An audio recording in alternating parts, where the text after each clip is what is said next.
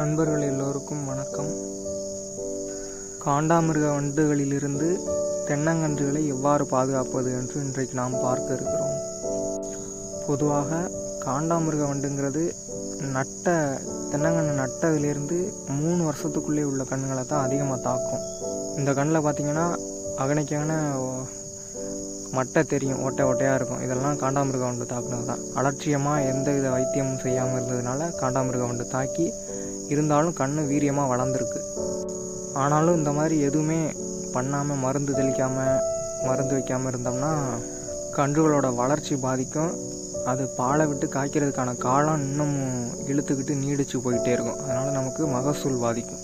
இப்படி இருக்கும்போது தென்னங்கன்றுகளை காண்டாமிருக வண்டுலேருந்து எப்படி எளிமையாக பாதுகாக்கலாம், எத்தனையோ வழிகள் இருக்குது. அதில் எளிமையாக எப்படி பாதுகாக்கலாம் அப்படிங்கிறத தான் இப்போ இதில் பார்க்க போகிறோம். தென்னங்கன்றுகளை காண்டாமிருக வண்டுலேருந்து எளிமையாக பாதுகாக்கிறதுக்கு 3 வழி இருக்குது. ஒன்று மோனோக்ரோட்டோபாஸ் அடிக்கிறது, இன்னொன்று குருணை மருந்து போடுறது, இன்னொன்று அந்துருண்டை வைக்கிறது. இதில் மோனோக்ரோட்டோபாஸ் அடிக்கிறது ஒரு குறிப்பிட்ட நாளைக்கு தான் அந்த வாசனை இருக்கும். அது வரைக்கும் தான் அந்த வண்டு கடிக்காது. அடித்து பார்த்துட்டோம் நிற்க மாட்டேங்குது. அதுக்கடுத்து குருணை மருந்து போட்டாலும் காண்டாமிருக வண்டு ஒரு பக்கமாக தொலைச்சி தின்னுக்கிட்டு இருக்குது. ரொம்ப சின்ன கண்ணுகளாக இருந்தால் இந்த மாதிரி கண்ணுங்களுக்கு பக்கத்தில் ஓட்டை போட்டுக்கிட்டு போய் வண்டு கண்ணோட குருத்தை சாப்பிட்டு கண்ணையே காலி பண்ணிடும். அதுக்கடுத்து கண் வளராது. இது போன்ற சின்ன கன்றுகளில் காண்டாமிருக வண்டானது கன்றுகளோட தண்டை தொலைக்காமல் நேரடியாக தரையை தொலைச்சிக்கிட்டு போய் ஒரு விரல் அளவுக்கு ஓட்டை போட்டுக்கிட்டு போய் தான் கண்ணோட குருத்தை திங்கும். உள்ள மண்ணுக்கு அடியில் உள்ள குருத்தை திங்கும். நான் உங்களுக்கு தெரியணுங்கிறதுக்காக இந்த மாதிரி ஓட்டை போட்டு காமிச்சிருக்கேன். இந்த மாதிரி தான் கண்ணோட ஒரு ஜான் அளவில் கண்ணுலேருந்து ஒரு ஜான் அளவு உள்ள இடத்துக்குள்ளே ஓட்டை போட்டுட்டு போய் அடியில் தேங்காய்க்கு மேலே உள்ள குருத்தை கடித்து கண்ணையே காலி பண்ணிடும். அதுக்கப்புறம் அந்த கண்ணிலேருந்து குருத்தையே வராது. வேறு கண்ணு தான் நம்ம போடணும். இந்த கண்ணில் பார்த்திங்கன்னா சுற்றி வர குருணை மருந்து போட்டிருப்பாங்க. என்ன தான் குருணை மருந்து போட்டாலும் அது தொலைச்சிக்கிட்டே தான் இருக்கும். அதுக்கு ஒரே வழி என்னென்னா இந்த மாதிரி அந்துருண்டை வைக்கிறது. கண்ணோட இந்த மண்ணை சுற்றியும் அந்த மாதிரி இந்த குருத்து பகுதியிலையும் அந்துருண்டை வச்சோம்னா அந்த சைடு வழியாக தொலைச்சிட்டு போய் கண்ணை காலி பண்ணுறது குறையும் சின்ன கண்ணுகளுக்கு. இதுவே பெரிய கண்ணுகளை காண்டாமிருக வண்டுகளால் மண்ணுக்கு அடியில் தொலைச்சிக்கிட்டு போய் ஓட்டை போட்டுக்கிட்டு போய் குருத்தை கடித்து காலி பண்ண முடியாது. அப்படி இருக்கும்போது பெரிய கண்ணுகளை வளர்ந்த கண்ணுகளோட குருத்தில் இந்த மாதிரி சைடில் கடித்து காலி பண்ணும். அப்படி இருக்கையில் பெரிய கண்ணுகள் கொஞ்சம் வீரியமான கண்ணுகள்னால் சைடில் குருத்து இந்த மாதிரி கண் பொழைச்சிக்கும். ஆனால் என்னென்னா அந்த பாலை விடுற காலம் கொஞ்சம் தள்ளி போகும்.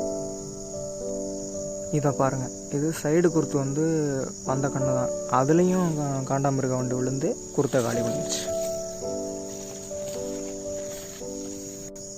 இதுவும் மெயின் குருத்தை வண்டு தின்னதுனால சைடில் வந்த கண்ணு தான். இதுவும் சைடு குருத்து தான். இது போன்ற பாதிப்புகளிலிருந்து தென்னங்கன்றுகளை காப்பாற்ற வேண்டும் அப்படின்னா சின்ன கன்றுகளாக இருந்தால் இதுபோல் கண்ணுகளுக்கு பக்கத்தில் மண் ஓரத்துலேயும், பெரிய கண்ணுகளாக இருந்தால் இதுபோல் மட்டை இடுக்குகள்லையும் ஒரு பாதுகாப்புக்காக அடிமட்டையிலையும் ஒரு கண்ணுக்கு 2-3 அப்படிங்கிற வீதத்தில் ஒரு 40 நாளைக்கு ஒரு முறை வச்சுக்கிட்டே வரணும். கண் வளர்கிற வரைக்கும் நல்லா வச்சுக்கிட்டே வரணும். ஒரு அந்துருண்டையோட விலை ₹1-2 தான் வரும். நம்ம அந்துருண்டை செலவுன்னு பார்த்தோம்னா ஒரு கண்ணுக்கு ₹5 செலவு பண்ணால் போதும். அதே நம்ம அந்த ₹5 பயந்து இருந்தோம்னா ஒரு கண்ணு ₹100-150 விற்கிது. அந்த கண்ணும் பழைய கண்ணும் போய் புது கண்ணும் அதிக காசு கொடுத்து வாங்கி போட்டு உழைப்பு வீணாக போயிடும். 6 மாதத்துக்கு முன்னாடி வரைக்கும் எங்களோட தோப்பில்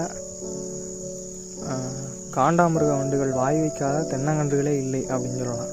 இப்போ 6 மாதமாக தான் நாங்கள் அந்துருண்டைகள் வைக்க ஆரம்பிச்சிருக்கிறோம். 6 மாதத்தில் ஆச்சரியப்படுற அளவுக்கு காண்டாமிருக வண்டுகளோட தாக்குதல் 95% குறைஞ்சிருக்கு. ஒவ்வொரு தடவையும் நாங்கள் இழந்த கன்று 40-50 இப்படி போட்டுக்கிட்டு இருப்போம். இப்போ 1-2 கூட நாங்கள் போடுறதில்ல. அந்தளவுக்கு வண்டுகளுடைய தொல்லை குறைஞ்சிருக்கு அந்துருண்டைகளால். அலட்சியம் இல்லாமல் அந்துருண்டைகளை தொடர்ந்து வச்சுக்கிட்டு வந்தோம்னா மோனோக்ரோட்டோபாஸ் குருணை மருந்தோடு இது நல்ல பலன் கொடுக்குது. எனவே எல்லோரும் அந்துருண்டை வச்சு பலனடையணும்னு கேட்டுக்கிறேன்.